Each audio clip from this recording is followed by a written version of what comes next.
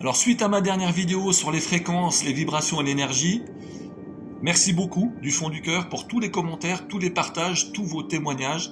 Et comme promis, je fais cette petite vidéo complémentaire pour amener une source d'information. Je fais un petit disclaimer auparavant parce que des fois il y a des commentaires qui sont un peu secs ou un peu virulents. Il n'y a pas de souci, chacun pense ce qu'il veut. Moi, j'ai pas la science infuse et quand je fais des vidéos, je distille juste les informations et les expérimentations que j'ai fait moi.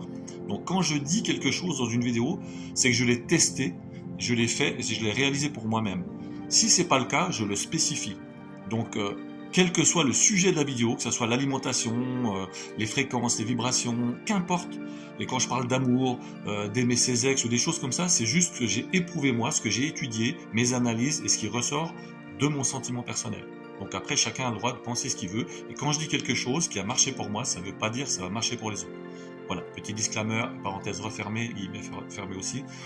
Concernant les fréquences, donc je vais faire une petite vidéo explicative de quelle manière on peut utiliser, quelles sont les différentes fréquences. Je vais parler exclusivement de ce que l'on appelle les fréquences sacrées aujourd'hui et qui sont en corrélation avec ma dernière vidéo, donc comme je l'ai dit, sur les fréquences, l'énergie et les vibrations.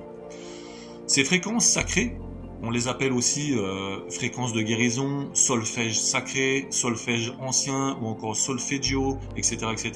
C'est quelque chose qui date de temps ancestraux. Les anciens utilisaient déjà toutes ces fréquences-là pour se soigner. C'est ce qu'on appelle aussi des fréquences de guérison. Vous avez été nombreuses et nombreux à me demander quelles étaient ces fréquences. Je vais vous les donner. Aujourd'hui, il y a 9 fréquences principales. Ces fréquences, c'est 174 Hz, tous mesurent en Hz. Donc 174 pour nous les Suisses et les Belges, 174 pour les Français et les francophones d'autres pays, 285, 285, 396, 396, 417, 528, 639, 741, 852 et 963 Hz. Je vais vous dire maintenant à quoi servent et quelles sont les caractéristiques de chacune d'elles. Et je vais essayer de mettre après dans le descriptif la fréquence, toutes ces fréquences et essayer de mettre un petit résumé qui te permettra de pouvoir t'y référer. Mais sinon, tu trouves extrêmement facilement sur Internet des sites très bien faits qui vont te donner la correspondance de chaque fréquence.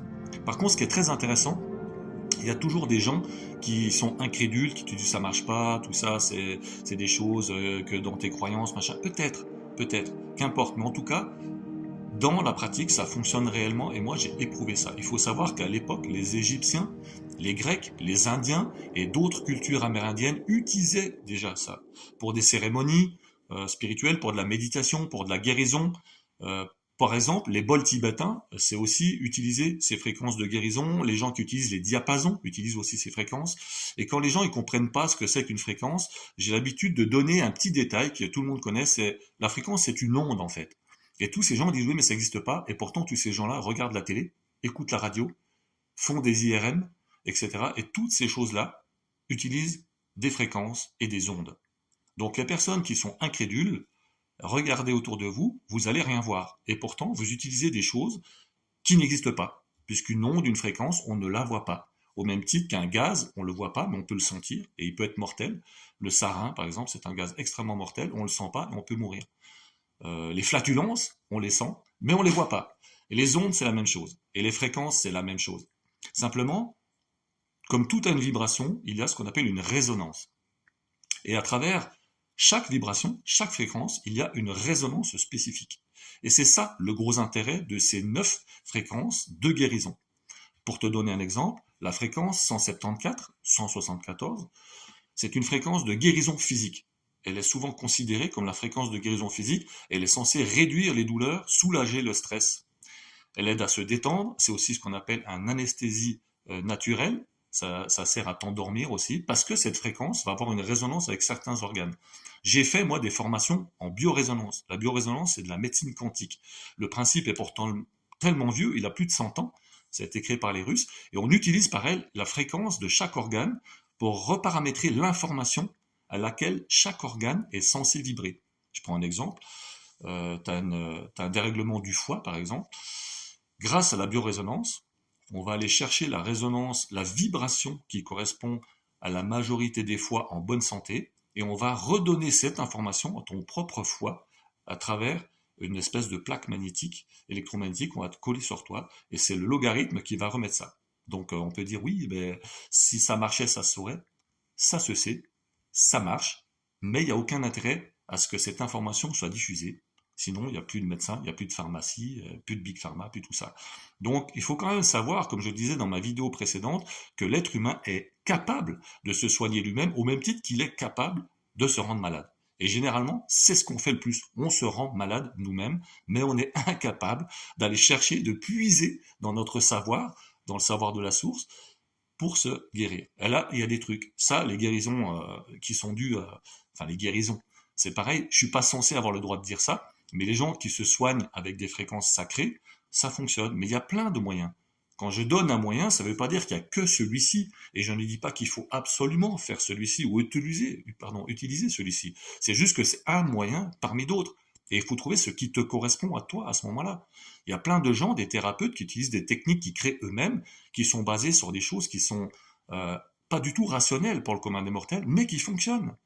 Donc la vraie question à se poser, c'est est-ce que tu préfères te soigner et te guérir avec un moyen auquel à la base tu ne crois pas ou qui te semble incroyablement irrationnel, voire même miraculeux, mais que ça fonctionne, et ou continuer à utiliser un système qui te convient pas et qui te guérit pas.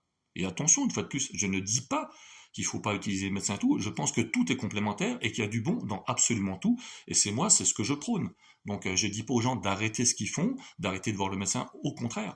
Mais il faut travailler en corrélation et chercher des moyens complémentaires pour accentuer les effets de tout. Donc à travers ces fréquences de guérison, par exemple, c'est un moyen complémentaire qui peut servir à des gens pour alléger leur vie, des souffrances, des douleurs, quelles qu'elles soient, via une chimiothérapie ou ce qu'on veut, ou des maladies quelconques. Donc c'est ça que je fais à travers mes vidéos, c'est essayer de donner des moyens complémentaires, des sources qui sont peut-être différentes, mais qui fonctionnent, sans dire de faire que ça ou de faire ça à la place d'autre chose, mais simplement d'aller puiser dans ce qu'il existe pour trouver ce qui te correspond à ce moment-là. Et les fréquences sacrées, c'est ça. Donc la deuxième, c'est les 285, donc 285 pour les Français. Elle régénère les tissus.